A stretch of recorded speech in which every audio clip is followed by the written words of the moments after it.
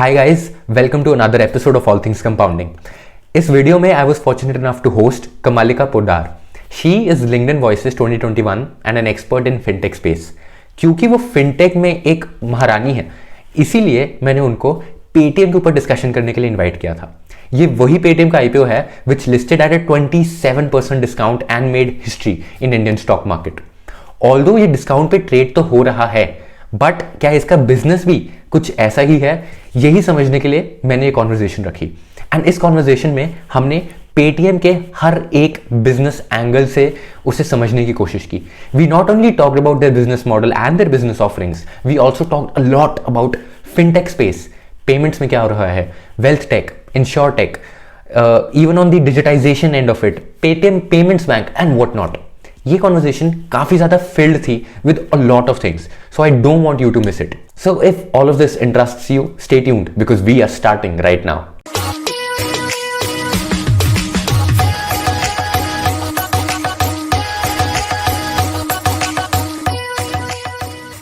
Hello, everybody. Welcome back to another episode of All Things Compounding. Today, I'm fortunate enough to have with me Kamalika. She is member of the PayU fam and truly an expert when it comes to the whole fintech space. If you are active on LinkedIn and you follow the fintech space, there's no way you won't have come across one of her insightful posts, which is filled with business acumen and whatnot. So thank you a lot, Kamalika, for being here. Thank you, Kashish, for having me. Always a pleasure talking to you. Likewise.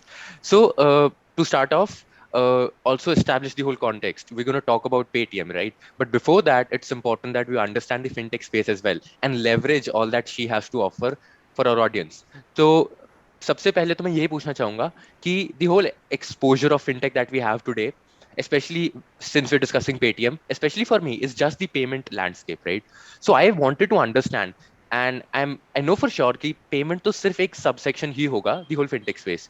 What all does fintech include except the payment space, and how does one navigate when they're just trying to understand the nuances of it?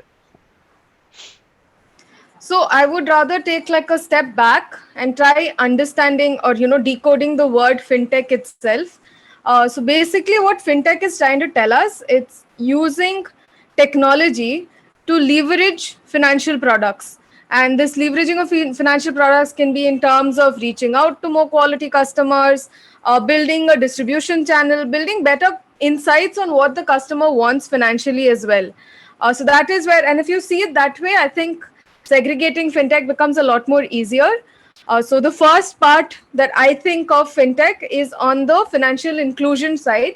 And here you'll see, especially now, after the RBI came up with the payments bank license, you have a lot of customers, first new to bank customers who've opened their first savings accounts with these payment banks.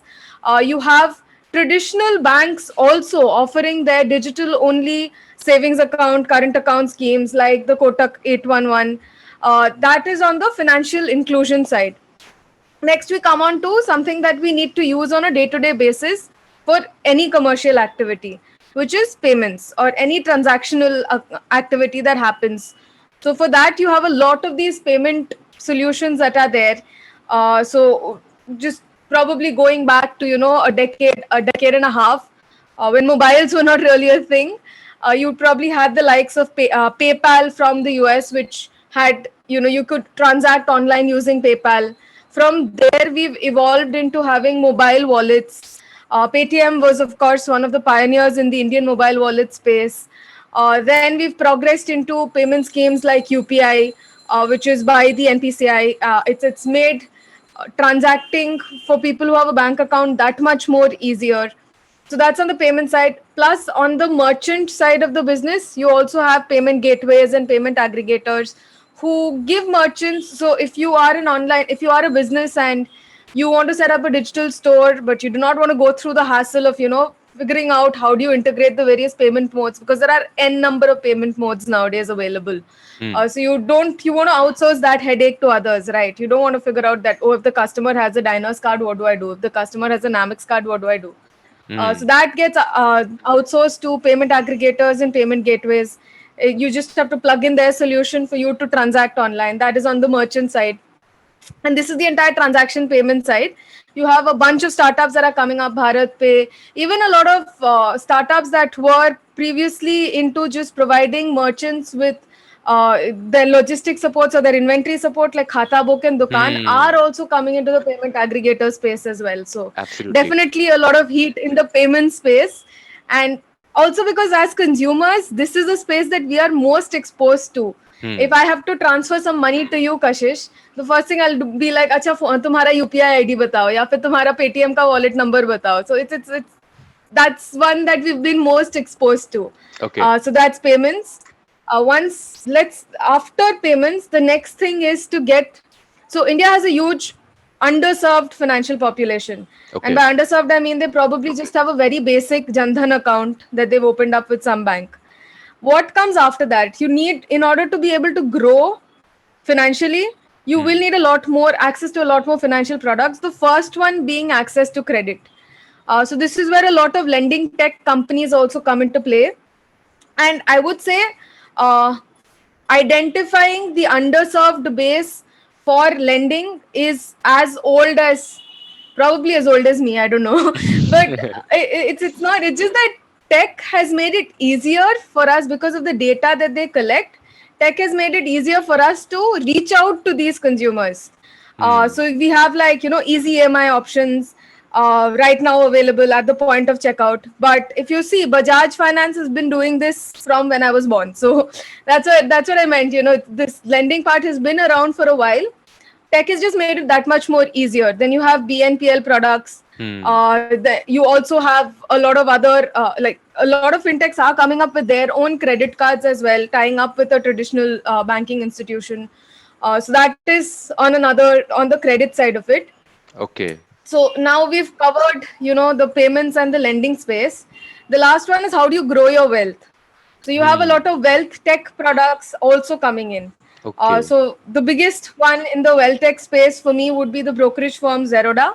Hmm. They've made access to the capital market super easy for people, and that's why we're also seeing so many, IPOs getting oversubscribed at this rate.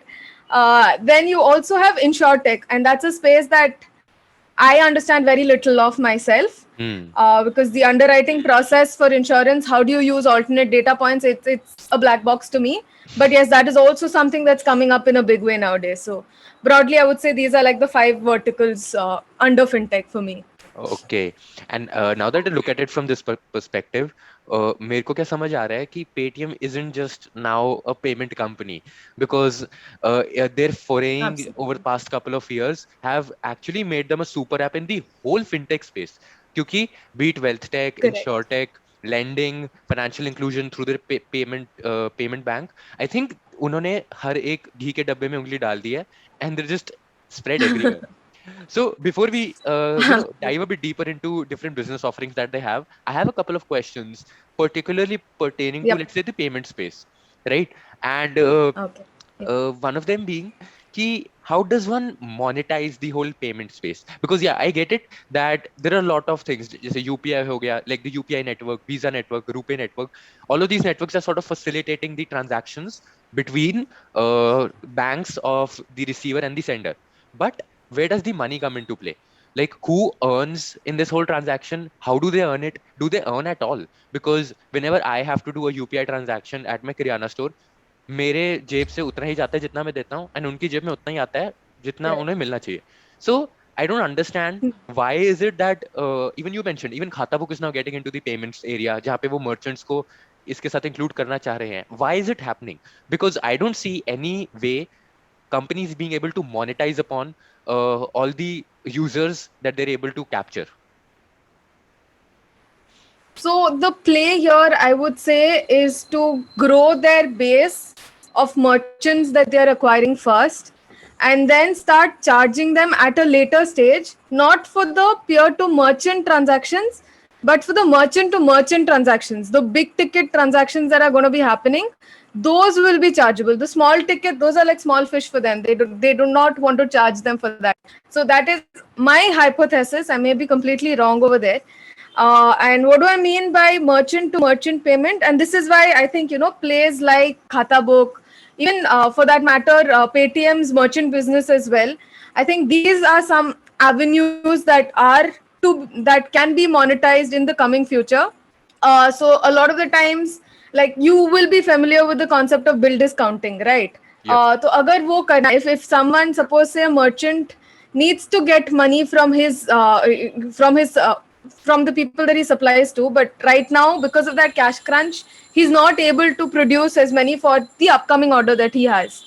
So in that case, if I go back to my payment processor and tell them ki, hey, I need this fund over here, and he has that visibility ki, yes, this person has been month on month having a GMV of say, I don't know, 5 crores, so I can easily lend him 50 lakhs from here, like it's easy money for me over there.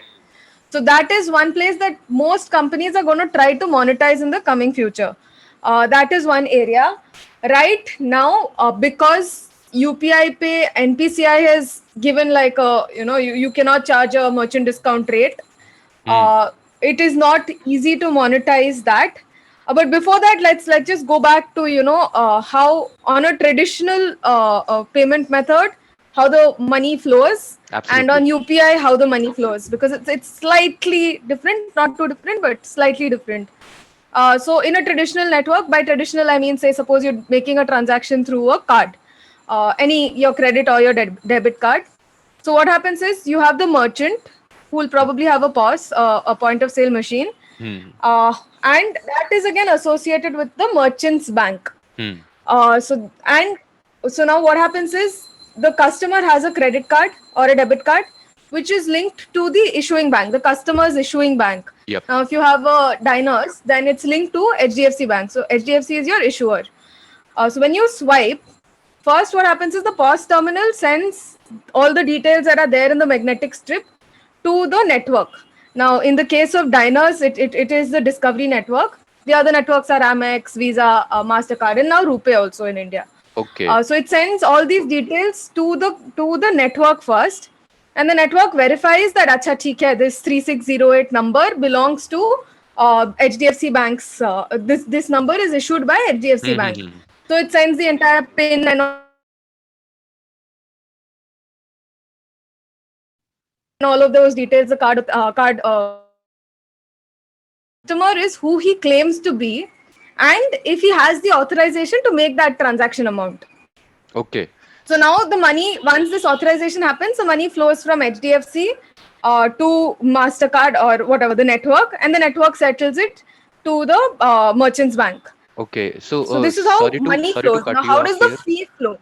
So sorry to cut you off here, but I sort of lost you in between. What I could make sense of is कि both of these banks, the issuing bank and the receiver banks is out there, but they don't actually handle all the data. They outsource it to, let's say, a payment network, which can be a RuPay or a Visa, Amex or MasterCard. All the data handling and all the verification is done by this very network.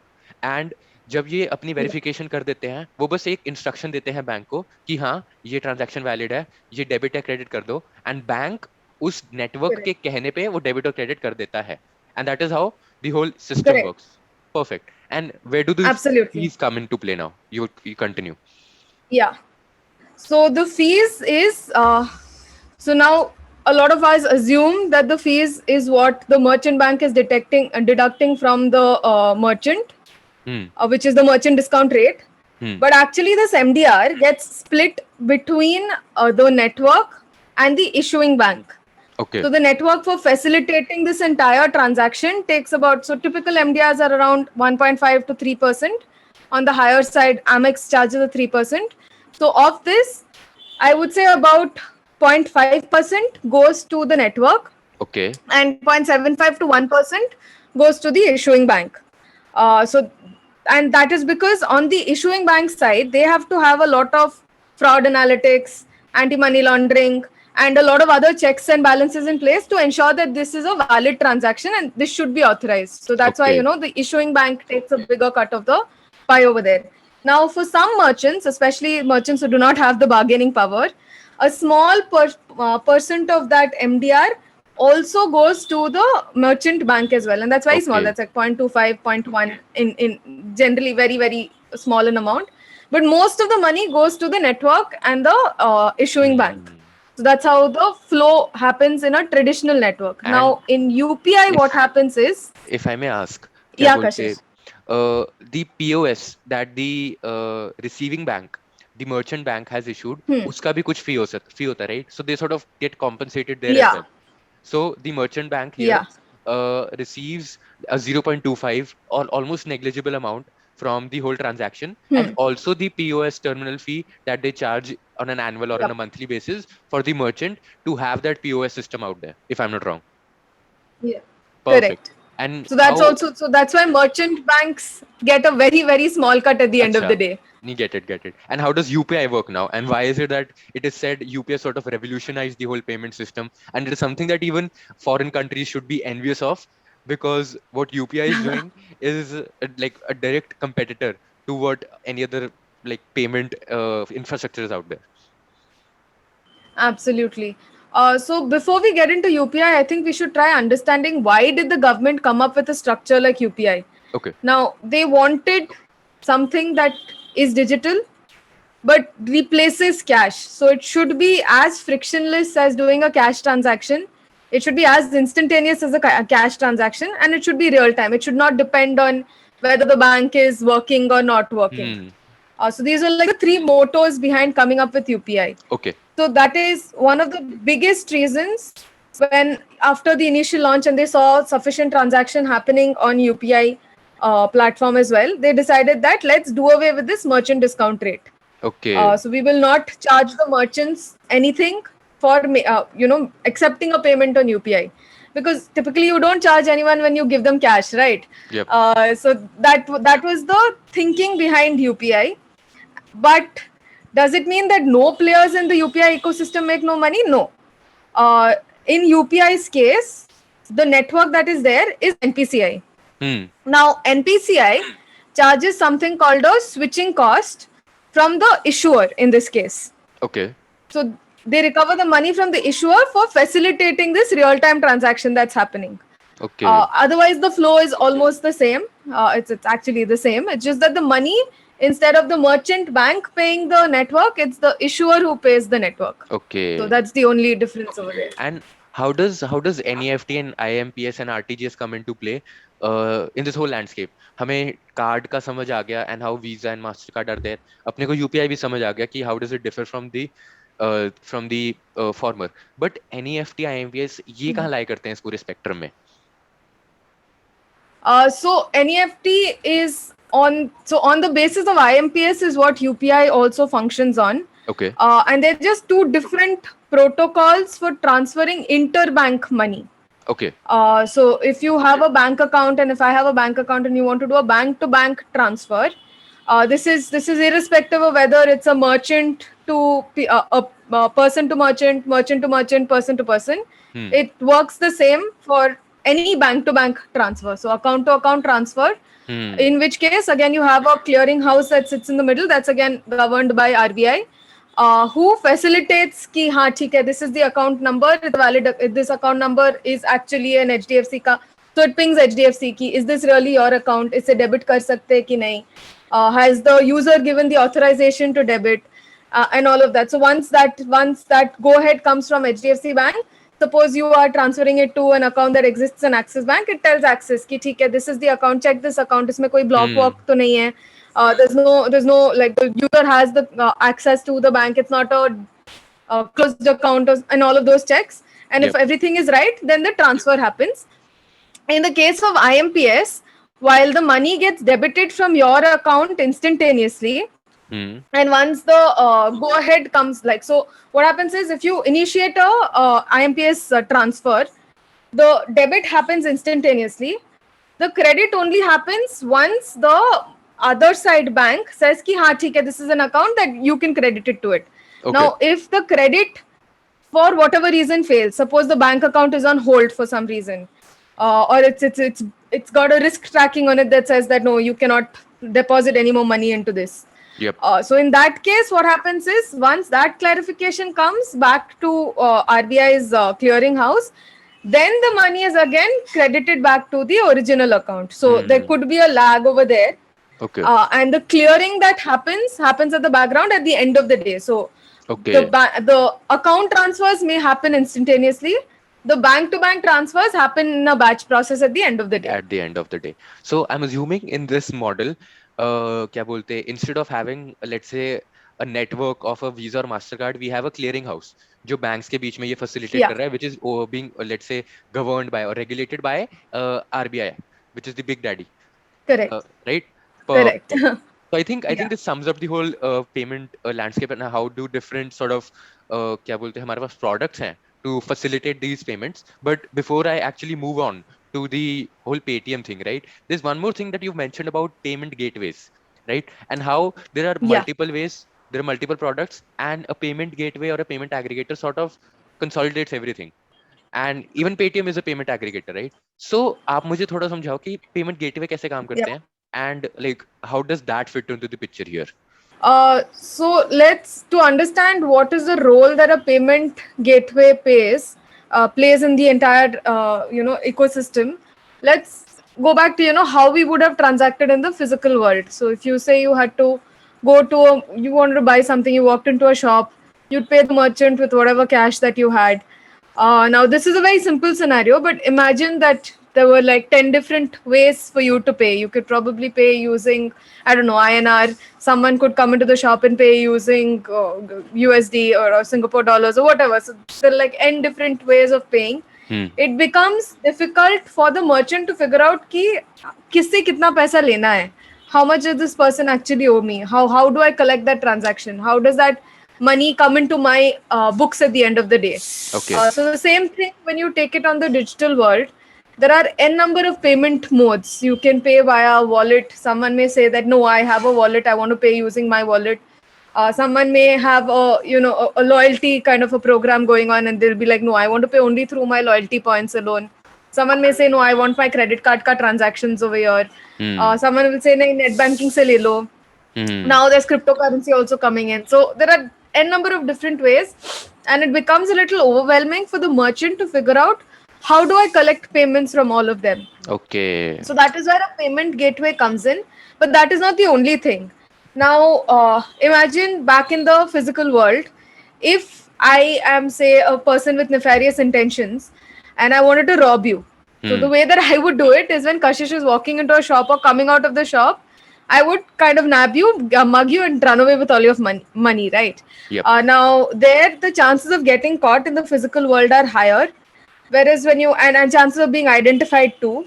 But in the digital world, it's just about capturing those packets. And anyone who's a little bit computer savvy, knows how to capture these packets, will be able to replicate it again and fleece customers. So the payment gateway sits there to ensure that the data that is being sent across is encrypted. Okay. B, there if there is, so they also have a bit of fraud detection at their end to make sure that okay, this packet of information did indeed originate from this merchant. It does indeed belong to this end consumer. So that's also what the payment gateway does. Okay. Apart from enabling merchants to accept a number of different payment methods. So Acha. that I think is it's something that's very important, especially nowadays where we've seen so many wallets being hacked, so many excuse me, we've seen so many wallets being hacked. Yep. We've seen a lot of data being breached from the merchant side. The card numbers were being sold on the dark web. So that's where payment gateways, payment aggregators roles become that much more important. Okay. And how do they monetize? Again, धंधे के बाद. So they charge a like annual fee of sorts or कैसे चलता है? Or is it again based on GMV कि जितना transaction हो रहा है? It's based on GMV. So you have tiered GMVs over there. So if a merchant does say only 10 lakh GMV in a month, then he's going to be charged a higher percentage because it's economies of scale over there at the end of the day, right? It takes them a lot more effort, a lot more money to verify those transactions as opposed to bulk processing for someone like Amazon who gives them that much of GMV. So it's easier for them to. So it's a tiered sort of a structure. Again, most of these payment aggregators charge somewhere between a 0.5 to 1%. It depends on the merchant side, the size of the merchant, the business that you're giving them, and also on the payment aggregators business as well. Okay. So if they have reached they've been able to reach their economies of scale, they've recovered all their capital expenses that they put into building the system, they Hmm. may be willing to negotiate a lower cost. Okay, so this cut, I'm assuming, is over and above the normal transactions. Let's say we PayTM का example The लेते हैं normal कि MDR, the yeah. norm. Okay, ठीक है, fine, that makes sense. So before we finally move on to PayTM, one last thing, कि what's the concept of wallets here, and do wallets make sense now after we have UPI? Because frankly, when wallets actually became a thing, I really didn't have a phone. I was in high school, that too in a boarding school. मेरे को कुछ नहीं पता था कि क्या हो रहा है. By the time I got out, UPI was the thing, and I've been using UPI ever since. So मेरे को wallet का concept अब समझ ही नहीं आता. So पहले just help me understand why did wallets come into play back then? क्योंकि obviously need तो थी, that's why they came in. And is it right for me to say कि भाई UPI ने wallets की need एक तरह से कम ही कर दी है? And also maybe you can touch कि wallets में how do wallet companies like MobiKwik and PayTM make money? So that's a very interesting point that you've brought out.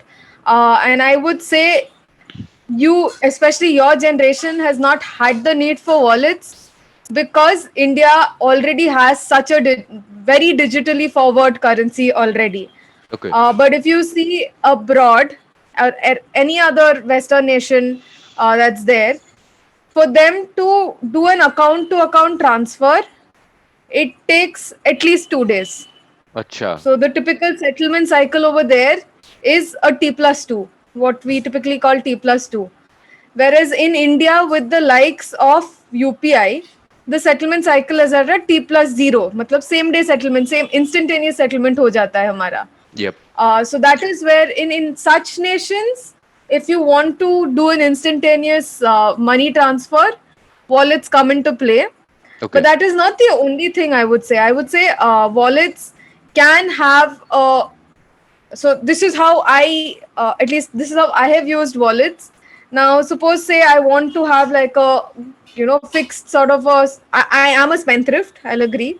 Hmm. So if I want to kind of limit the amount that I spend or limit the amount that I'm using to shop, I will have a dedicated wallet where I load in only 5,000 or 10,000 a month and no more, and I'll Okay. set my limit for the wallet to that amount alone, so that I'm not overspending. I know that okay, once the wallet tells me कि आपका 10,000 limit हो गया इस महीने का, I Hmm. cannot and I will not spend anymore.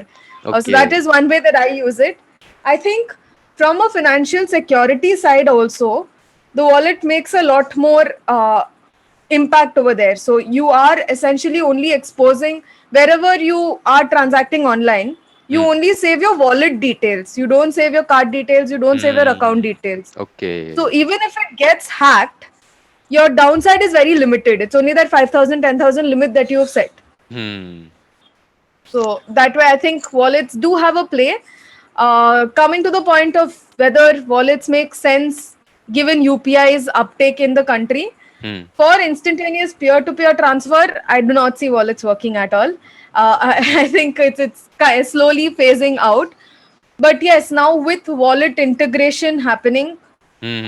I don't know if you use Amazon Pay and such semi-closed, semi-open wallets. Hmm. Hmm. But if there is a full integration between all wallets that are there, and say if you have gotten enough number of reward points on, for example, your MobiKwik Hmm. wallet, and you want to redeem those, but the merchant only has PayTM wallet, you can still do that. Okay. So I think somewhere it will be there present, but not as much as UPI. No. So, what you're sort of putting forth a hypothesis is कि if there is interoperability between wallets by different wallet companies like a Yeah. MobiKwik and a PayTM and a Amazon, then Yeah. wallet can have resurgence because then it becomes even more convenient, if I'm not wrong, right? Correct. And Correct. Yep. putting forth the monetization point. So it's again a cut or an MDR of the total GMV that, MDR is charged. Yeah. and But that MDR is much, much lesser than what your typical MDR is. It's from what I've heard, and this is unverified, so don't quote me on this later. But from what I've heard, most wallets charge only a 0.25 to 0.5%. So अच्छा. it's kind of a cash saving, if especially if you're a small merchant who Hmm. does not want to spend much on setting up an entire payment gateway and all of that. I think their wallets make sense for you. Okay. So small merchants के लिए it's good to have a payment aggregator like a PayTM because उनके wallet में Yeah. भी कम होगा At the same time, they don't have to get in the hassle of अपना पूरा Visa Mastercard वाला scene करने का, Correct. because cut भी वहां ज्यादा Correct. है, and maybe it will be a bit more complex. I think that's sort of sums up the whole fintech space. Not the whole fintech space per se, but payment का अब मुझे काफी clarity हो गई है, because let's say future में if more players come in, I can always refer back to this conversation and get my basics clear, so that eventually I can build upon that and build my investment thesis. So अब हम direct Paytm की बात करेंगे, and Paytm के अगर हम DRHP पढ़ेंगे, they had three primary offerings. One was payment, Yeah. other was financial services, and then commerce and cloud. तो सबसे पहले तो हर एक के बारे में डिस्कस करेंगे. सबसे पहले पेमेंट में आते हैं. पेमेंट में they have The BNPL, payments bank. yeah, they have the हाँ. payments bank, then the gateway services जो आपने अभी समझाया, then they have business payment also, where they have some sort of add-ons Yeah. for the merchants. So I just wanted to Yeah. understand ki how do you as an individual, as a sort of a critique of business models in the fintech space, view it both as a value add for customers and also maybe for from an investor point of view. Do you think it makes sense to invest in, especially provided there's the competitive landscape, जहाँ पे अपने पास MobiKwik भी है and मतलब बहुत कुछ है, right? So just walk me through, how do you view it? So in this case, while I'm not extremely bullish on Paytm, but when it comes to the payment side, yes, I do see them having a lot of upsides. One of the major reason is because as per the DRHP, they have close to 2.5 crore merchants on their wallet integrated with their payment aggregator business as well. Yep. Whereas in India, if you see, the SME space has only about 10 to 12 crore small merchants. And right now, if you see, Paytm already has a big share of those merchants already. And if this space grows more, which is what most projections are saying, then because of the network effects that Paytm already has working for them, I think this business is going to start growing a lot much faster than most other competitors. Okay. Plus, again, going back to the interoperability of wallets. So RBI has said that yes, by 2022, we're going to have interoperable wallets. Now it does not. So if a merchant has Paytm already, he's going to be like, I don't care for MobiQuick, yaar, unless you are giving me money upfront, I'm not switching out of you. Okay. So because you have to understand that most of these small merchants, these kirana store owners and all of them are not as digitally savvy as we are. We may look up offers before we actually make a purchase, but these guys are going to be like, dhanda aa raha hai, so how does it affect us? It's okay, we'll continue with what we already have. Yep. So that way, I think once this interoperability also happens, the winners in this game, in the wallet space, in the payment space, will be Paytm as opposed to say a MobiQuick or any other smaller aggregators that are there. And simply because of the current presence that they have with the merchants. अच्छा, so what you're saying is कि क्या बोलते हैं, Paytm will be able to sort of achieve scale in future probably, and obviously they have that cut coming in from the GMV, and as the number of users increase and per user transaction increase, the whole GMV will also increase, and I think GMV is a good driver for their business, at least in the Absolutely. payment space. I think that does make a lot Absolutely. of sense, but I want to push you back on one thing, and this is what I read from a Macquarie report, जिन्होंने target price 1200 दिया था, if I'm not wrong, 1400 दिया था for issue price of 2100, and I am surprised to see कि Paytm price is actually going that way after the 27% drop on the listing day.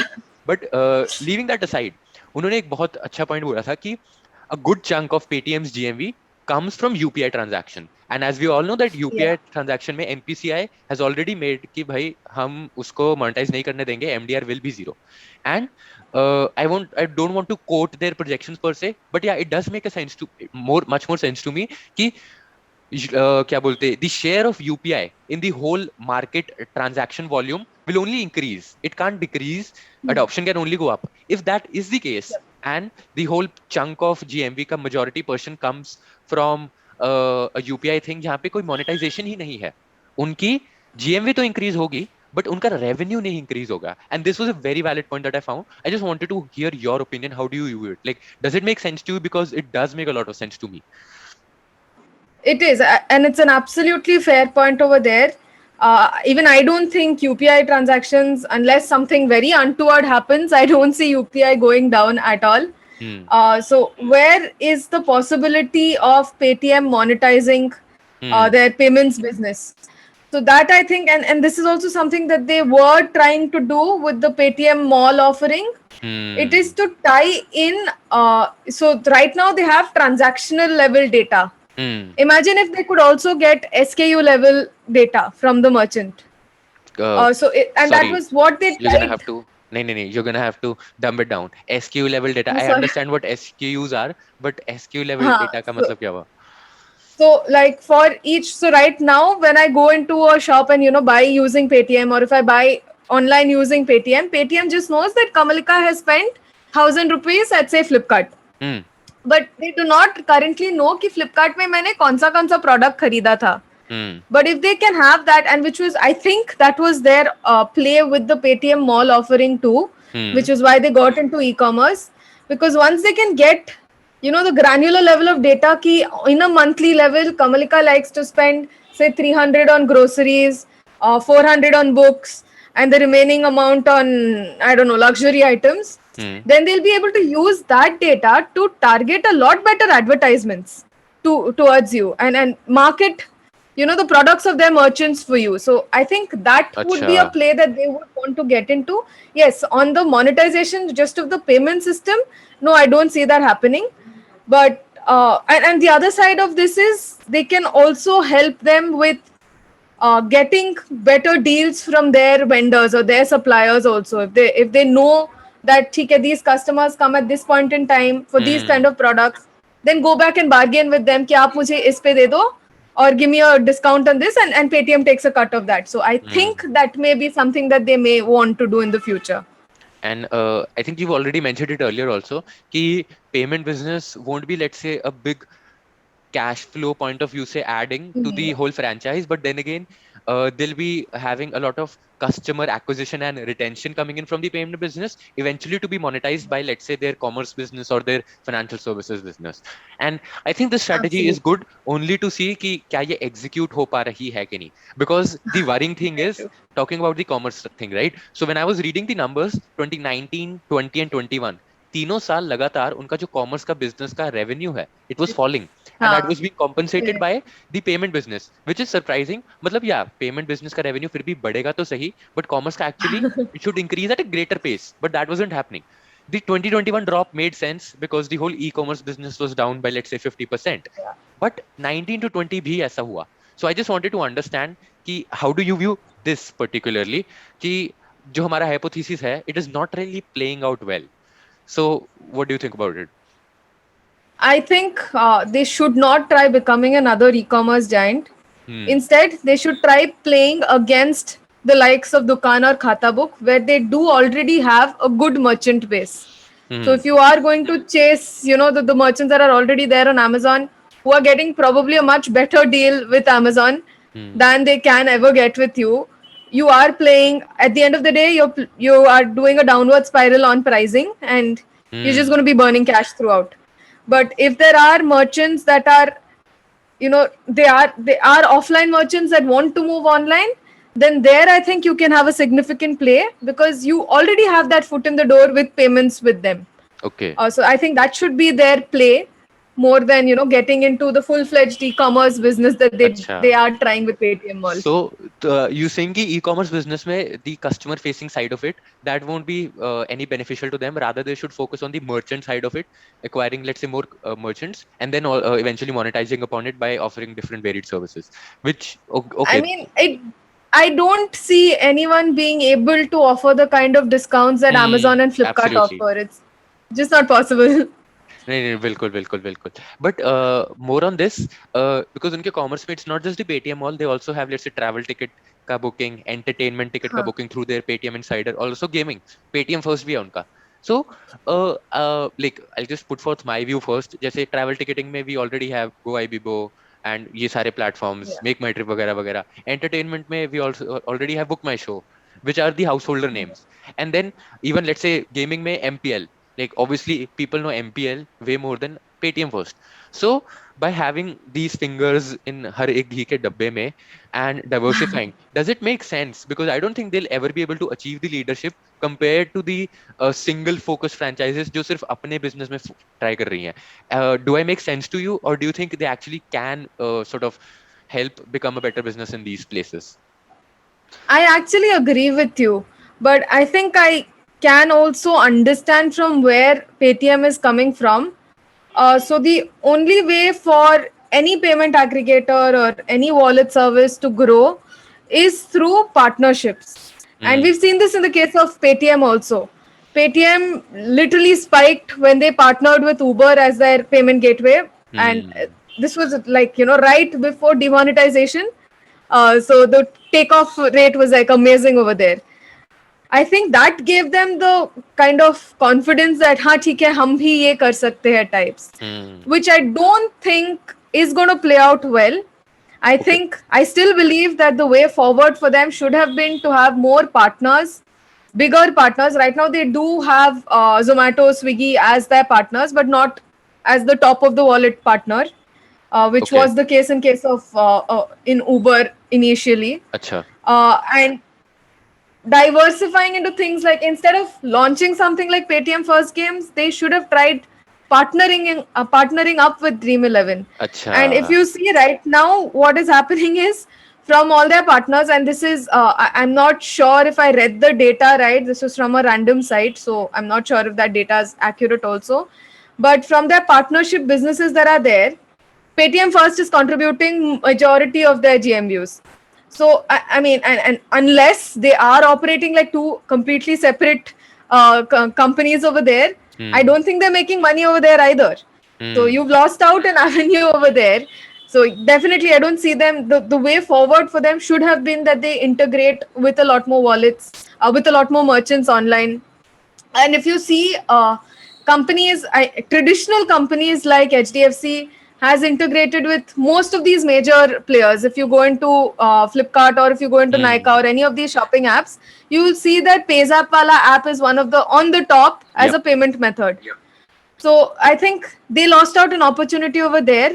Will they be able to recover given the competition? I'm not sure. Unless they burn like through a lot more cash, I'm not sure. So yeah. Okay. सो इससे मुझे again यही समझ आ रहा है कि payments में तो उनका धंधा बनना नहीं था, ग्रोथ अच्छी आएगी बट धंधा कैसे बनना ये समझ नहीं आया. कॉमर्स में भी they have gotten in a lot of things, maybe that is driving a lot of GMV for them as well, a lot of user base as well, but then again we at least both of us can't see a clear path to profitability in both of these spaces.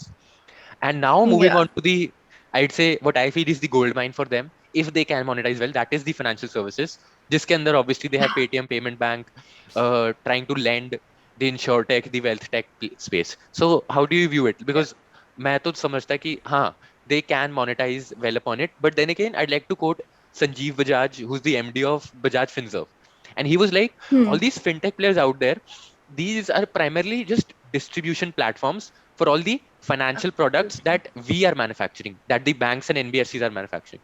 So, Absolutely. uh, on a, let's say, medium to long term basis, the only way for them to continue monetizing is not distribution, because it's easier for a manufacturer of financial product like an HDFC or Bajaj Finance to have that scale through their own distribution network than for a fintech to just rely on their distribution network.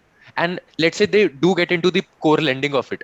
Even CRED ने भी अपना अब NBFC licence के लिए apply कर दिया, ये भी सोच रहे हैं, may be they get it or not, but the only way for them to actually sustain their monetization is when they start lending themselves from their own book. So do you think this makes sense? And also like your views, how do you think they can actually fully churn maximum cash out of their ever growing GMV or their user base? So I will just want to add on top of what Sanjeev Bajaj has mentioned. I think a lot of these fintech companies are a marketing channel for traditional Hmm. banks and NBFCs. So they're literally outsourcing the loss that comes with acquiring new customers onto these fintech platforms Hmm. and giving a cut in return for whenever that conversion happens. So the problem with credit, especially, is that you have an adverse selection process. The people who keep applying for credit are the ones who are probably not that great consumers, have a high risk factor, and hence not getting credit elsewhere.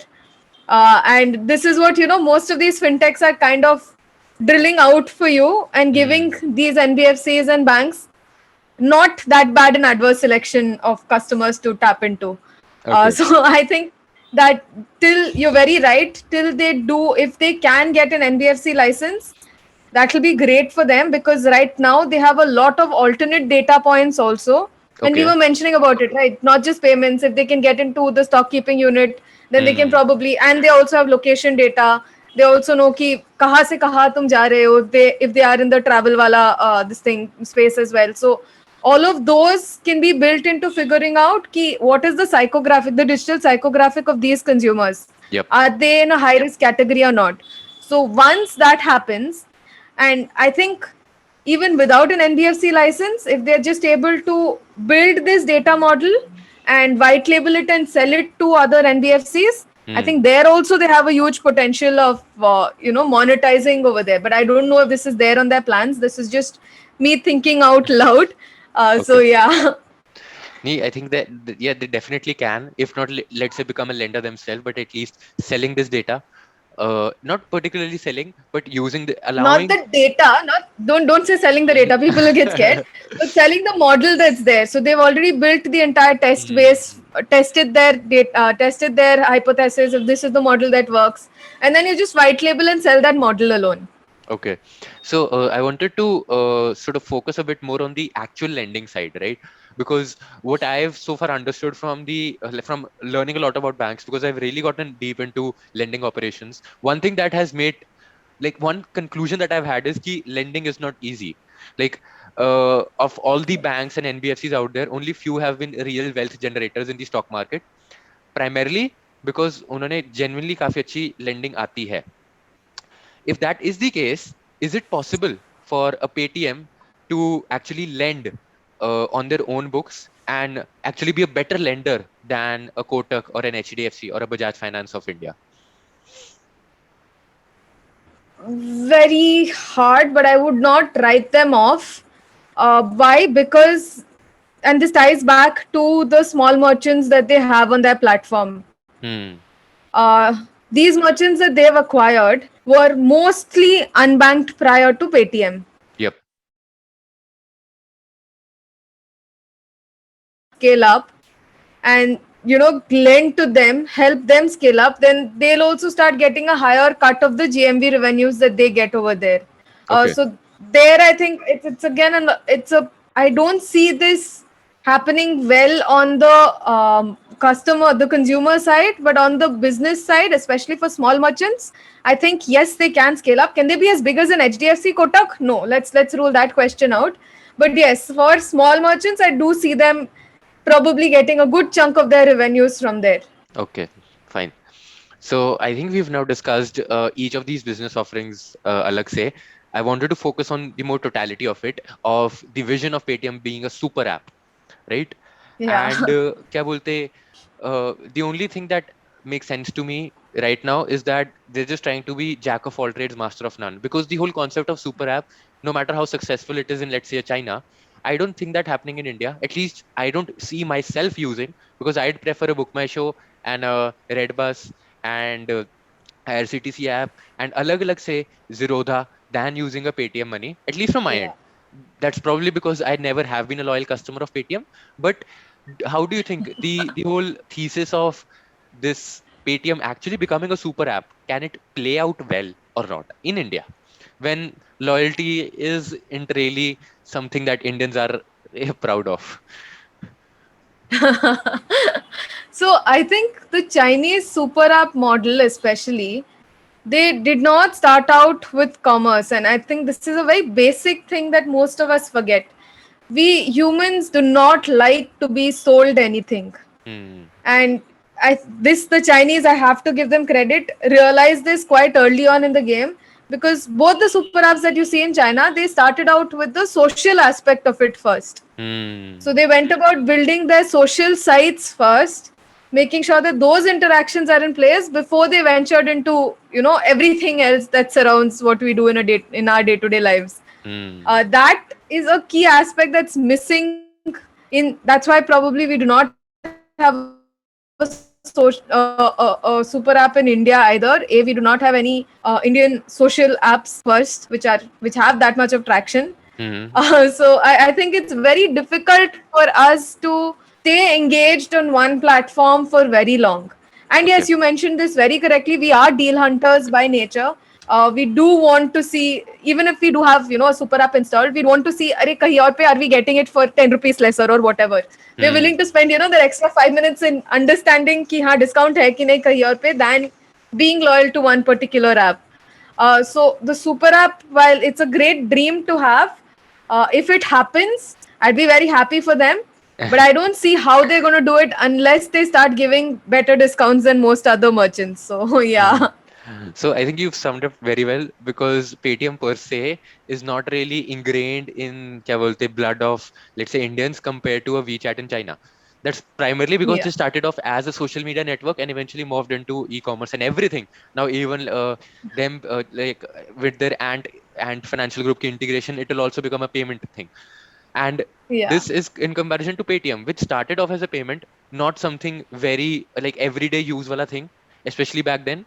And now it's not that easy for them to become, which is, I think, a very, very good analysis that you've made here. So yeah, thank you for that. Iske aage talk about Paytm ka moat. Because as per our conversation so far, what I can make sense is ki there is some sort of switching cost that exists only amongst the merchants, and there are also some sort of network effects, especially the 2.5 crore existing merchants and the total, let's say, apna TAM of 12 crore of total. So there is some sort of network effects over there.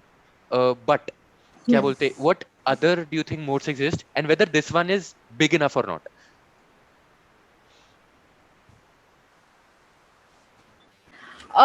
What other moats exist? Okay, so I think another moat that probably exists is that they are trying to build up their data capability as well. And this we've seen in the DRHP too, right? Where Hmm. they've spoken that they're investing heavily into their analytics wings, and they're trying to understand their consumer base using data a lot better. So if that happens, and if they have like strong partnerships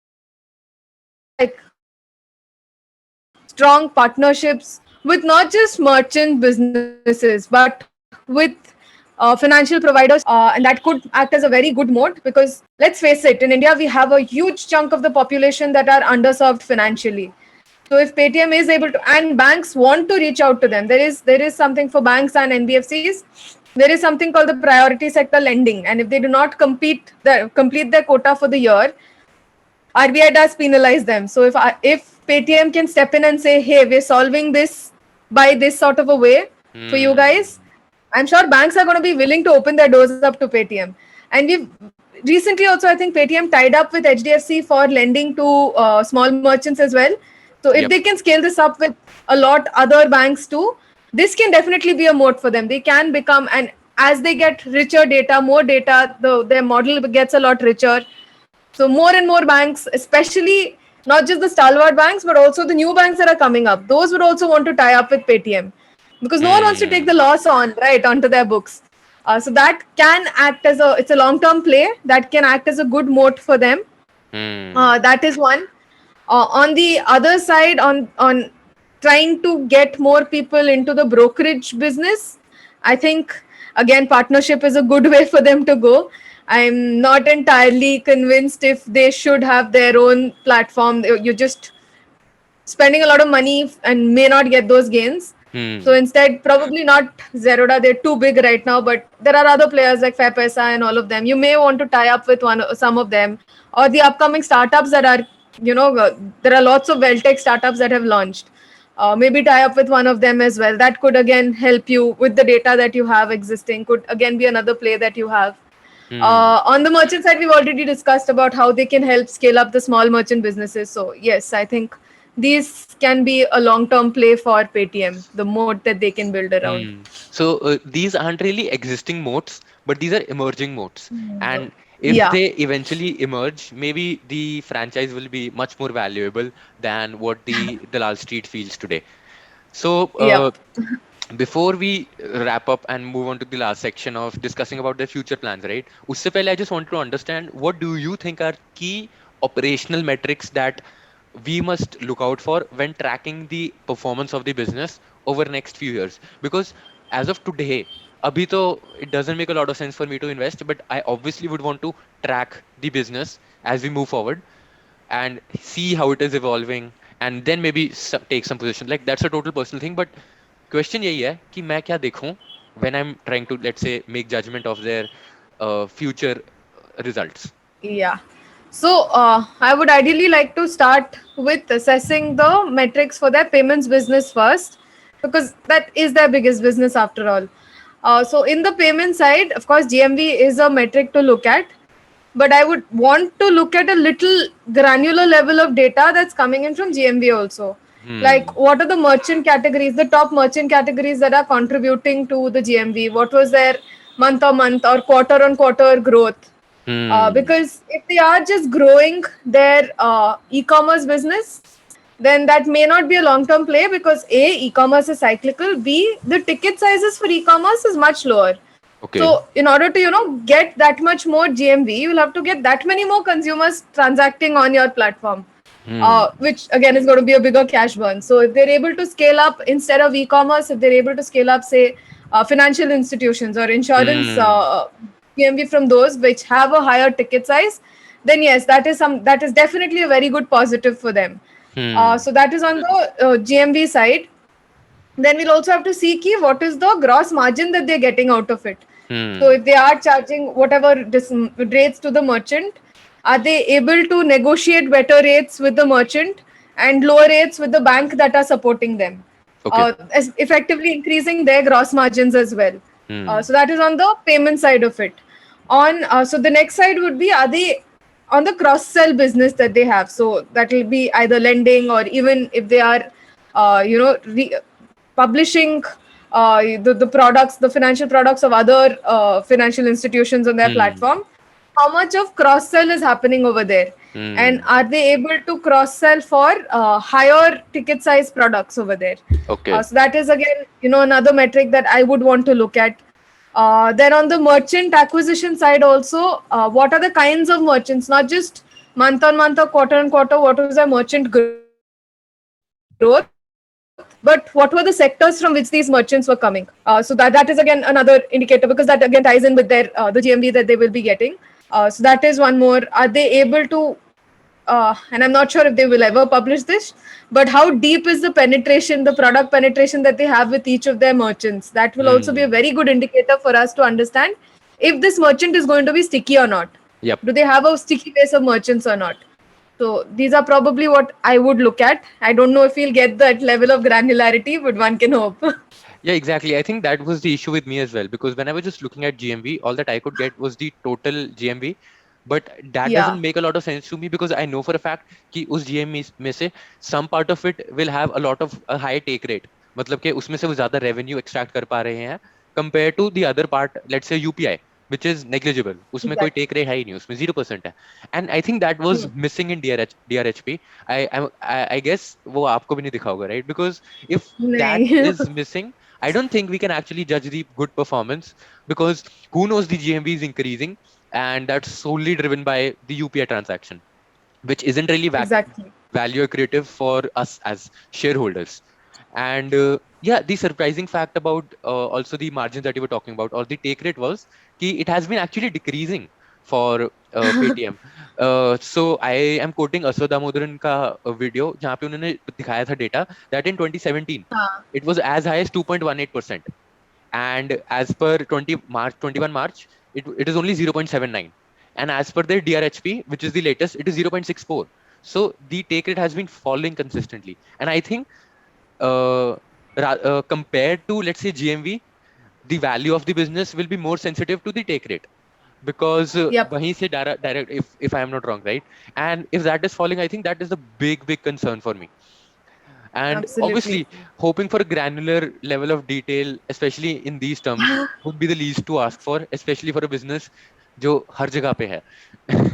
उसके बिना I don't think I can actually make a judgment. So, I mean, you are not giving us dividends as investors. At least data to de do. Yeah, I think yeah, you pointed out well.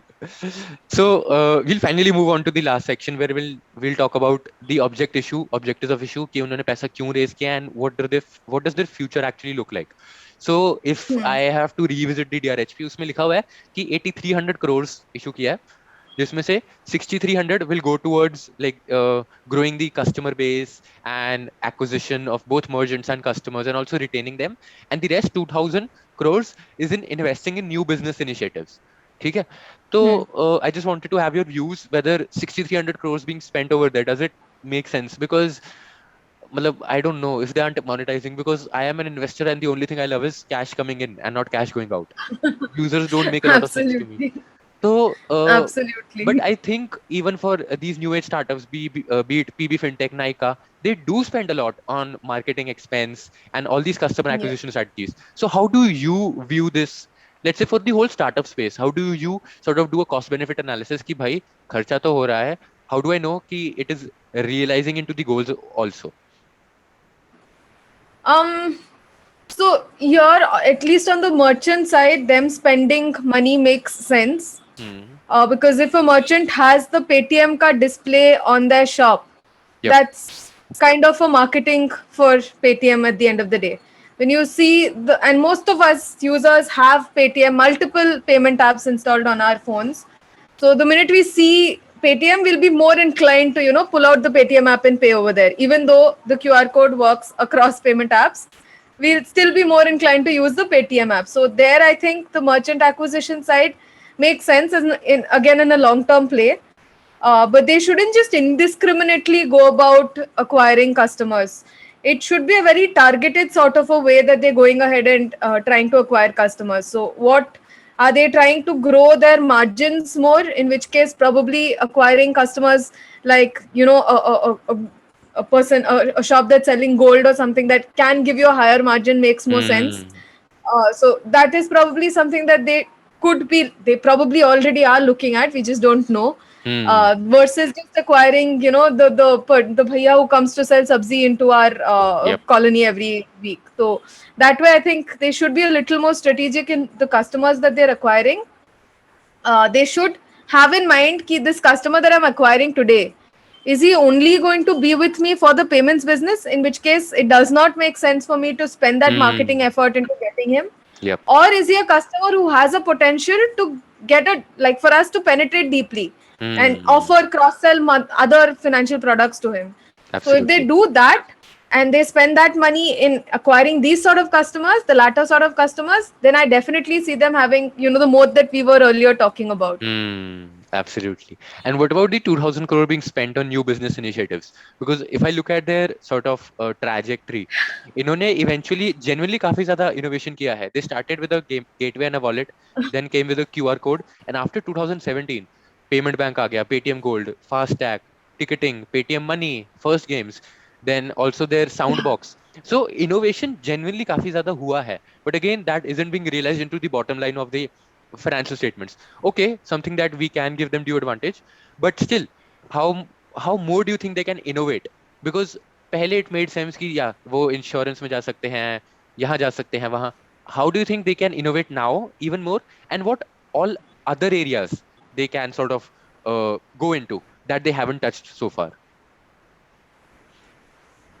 Um, Honestly, of all the expansions that they've had, the only one that I really, really liked was their FastTag offering. Ditto. Because FastTag is something that you don't have to think about in order for you to recharge it. You Hmm. have to do it. So it's a recurring revenue for them that's going to be coming in over there. So if they can expand more into such sort of businesses, I would say that would make sense. Like for example, one area that I can think off the top of my head is integrating PayTM as a payment option for all the foreign merchants that are there. So, and this is just a recent example that I'm quoting, RBI's recent auto debit mandate, which is screwed up like a lot of international players over there. Hmm. If Paytm can come up and say that, okay, if you integrate our wallet and they are compliant with the auto debit mandates that's there, then the payments happen through Paytm. It happens at the back end to the end merchant, but it's getting debited from Paytm side. So Hmm. that I think can be a play that they can try focusing on. I don't know if they are. I know that ChargeBee is trying to do something on similar lines, but Hmm. otherwise, if they are going to, like they'd mentioned recently, right, that they're open to getting into exchanging of crypto assets. I honestly like, and this is probably a question I would want to throw to you. Hmm. Does it even make sense? Because uh, we've seen so many crypto exchanges being hacked in the recent past, and Paytm is no stranger to hackers either. So, like, how do you see this playing out? So yeah, as far as crypto exchanges go, to the best of my knowledge, uh, I really don't know how would I answer it because see, अगर तो ऐसा होता कि there was a gap and they're trying to meet that gap, then it would have made sense even though there were security issues. But we already in India have two established crypto exchanges, Correct. CoinDCX and CoinSwitch, and then even a WazirX or a ZepPay. Already ये established हैं, and these are meeting needs of every possible. I'm pretty sure even you have not just one exchange or at least two apps हैं जहाँ पे आप अपने Yep. crypto assets को Absolutely. खरीदते हो. You don't really need a third app. अगर खरीदना भी होगा, you would go for the existing ones than go for a, let's say, a Paytm का crypto exchange. So I really Yeah. don't understand whether that would make sense or not. But like more on the previous one where you were talking about international merchants and the auto debit thing. So I'm assuming these refers to, let's say, an OTT platform like a Netflix, right? So what all Hmm. other foreign merchant पे auto debit पहले से चला आ रहा था, because मैं इतना खर्चा नहीं करता, I really don't know, but कहाँ कहाँ पे ये मैंडेट पहले यूज होता था, so that I can understand the opportunity size of what they're dealing with. So you've asked the question to the right person because I'm a major spendthrift. I Hmm. think a lot of these subscription platforms survive because of me or people like me. So Netflix, interestingly, is probably the only merchant. Netflix and Hotstar are probably the only international merchant that have already implemented the auto debit mandate. Auto Okay. debit mandate, just giving a brief one-liner on that. So any subscription that you have previously, all you needed to do is enter your card, and every month it will automatically keep debiting from your card. Yep. Now, what RBI has said is you will have to have an additional factor authentication before you can set that up. Okay. Most card payments that happen in the Western nations do not require an OTP. So Hmm. anyone who has your card can essentially just save it on their merchant site and keep debiting money from you every month without you realizing it. Hmm. So to stop that is what RBI said कि नहीं, you need to have this additional factor authentication. The customer needs to say कि हाँ Netflix मेरे से हर महीने आप 800 रुपए ले लो. So will So it that happen is what. monthly? Will it happen monthly? मुझे हर month करना पड़ेगा, because then it won't be auto debit, right? Um, Yes, so if it is above 5,000, if the subscription amount is above 5,000, then every month, yes, the user will get a verification code and say कि हाँ debit कर दो भाई. But if Hmm. it's lesser than 5,000, it's that one-time additional factor अच्छा. authentication alone. And So what all the foreign merchants are we talking about? Like beside the OTT I platforms? so I have had like n number of newsletters and news channels that Okay. I had subscribed to, and all of Hmm. them stopped. So now I can access none of the international news because none of them, be it so I had one with Quartz, they've also stopped. One with the Hustle, they've stopped. Then there was one with my favorite, The Economist, that's also stopped. New York Times, none of them work. So yeah. So I thought it was just the foreign merchants. Economic Times to Indian नहीं है? Or is this a case with Sorry, Indian? The Economist. The अच्छा, Economist is अच्छा. sorry, bad. Okay, okay. Economist. Fine, fine, fine, fine, fine, fine, fine. I think now this has given you the opportunity to sort of revisit all the unnecessary newsletters you had subscribed to, and maybe be more sort of conservative with your personal finance. Maybe.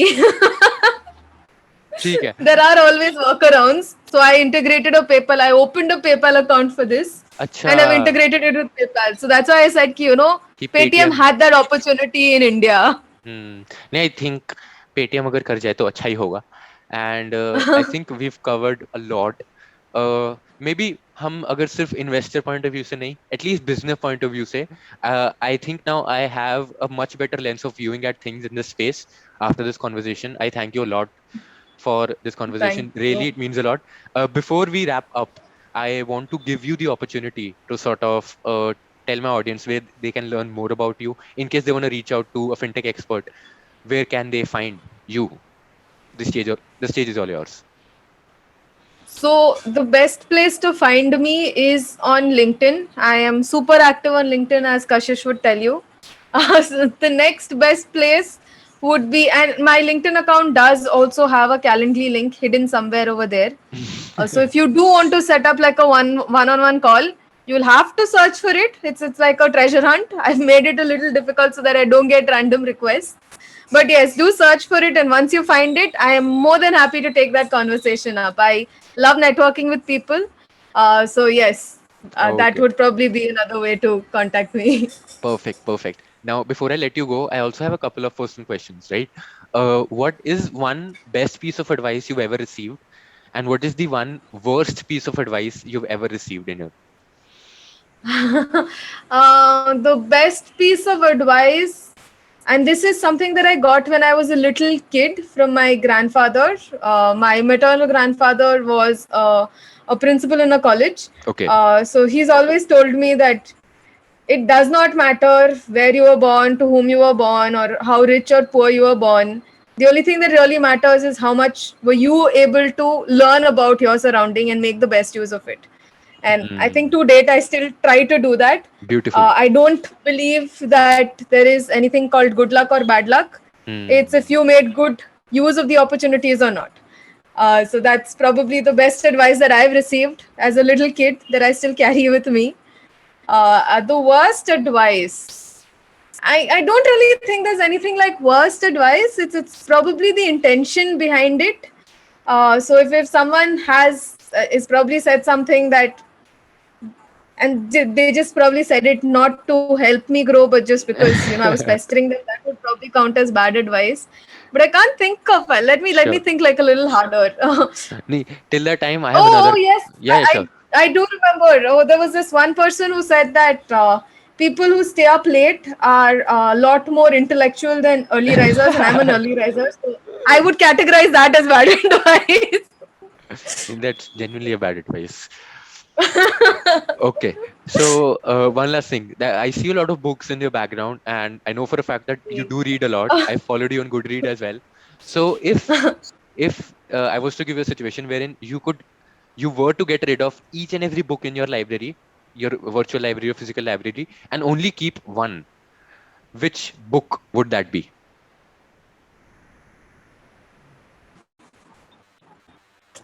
This is a heartbreaking question, yaar, Kashish. I cannot part with my books.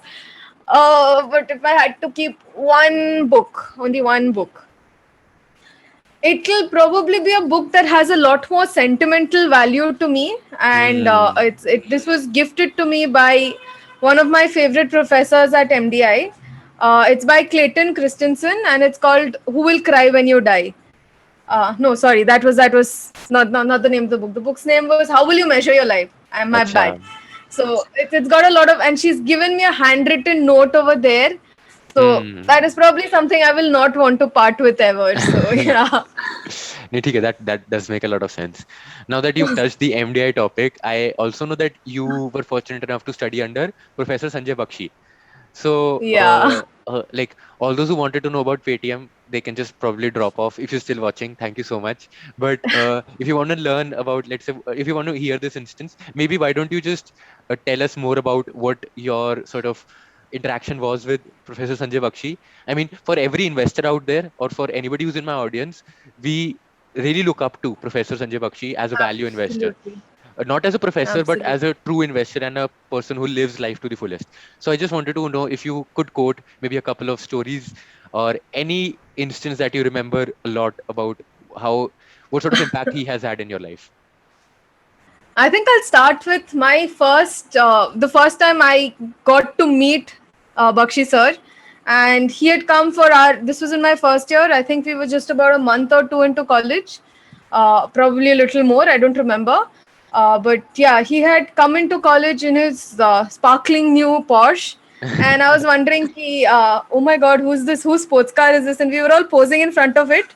when this he comes like he's very friendly with people in general. So he comes up and says, "I'm glad you like my car," and we were all like, "Oh my god, this is Professor Bakshi." So the next day, like all of us, the bunch of us, four of us were there. We decided कि ठीक है चलो जाके देखते हैं उनके class में होता क्या है, and I understood very little of what was happening, but I was floored with the way he was presenting stuff over there.